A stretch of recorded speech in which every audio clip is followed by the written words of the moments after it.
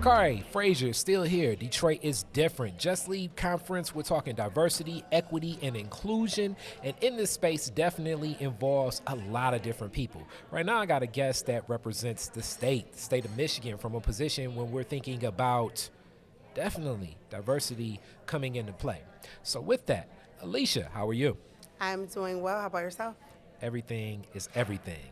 So, when we think about diversity, equity, inclusion, with your position in management, working with the state, how is this important? Where does it play a role? Why should the state be thinking about this? I think it's important because of the services that we provide to the citizens of Michigan.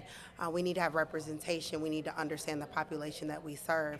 And so there is not one voice that we need to lift. There are multiple voices and multiple communities that we need to consider when enacting policies and developing programs. So we need to have the voices of the people that we affect centered in everything that we do. So it is extremely important in our improvement. It's important in our sustainability. So I definitely believe that diversity and perspective is something that we need to consider in everything that we do. All right, you speak about diversity and perspective. So that's like layered when we think of that approach. And then from the state, with the services you offer, if that does not exist, where does like a disconnect happen? What happens if that's not happening?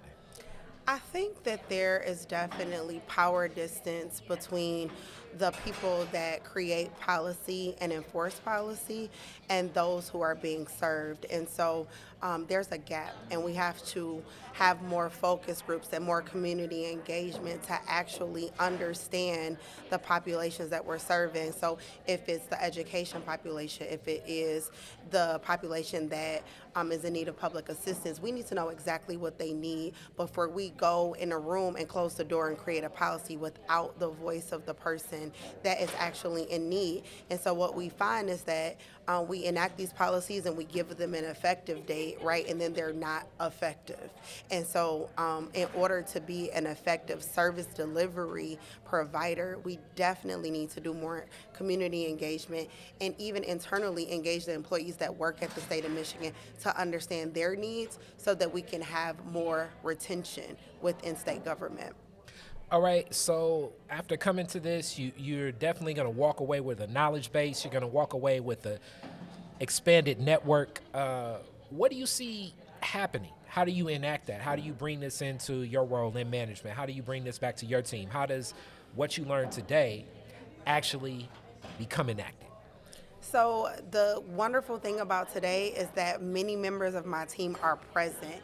And so what we decided to do as a strategy is to break apart and go to different sessions so that we can learn more in order to bring it back and fold it into our strategy. So some of us went to the health equity session. Some of us went to the leadership challenges in DEI session. And so what we'll do is come back to our strategic plan and figure out what we learned today and how it can be implemented, or if we've already done it. And so one of the things that we learned today was about how to create accountability by enforcing retaliation restriction policy. So if someone comes forward with a complaint about a leader, that we try to monitor if there's retaliation after that, because we know that we don't want to breed fear when folks bring some issues forward. And so we can definitely look at that as a strategy for hiring, recruitment, and retention at the overall DEI council level.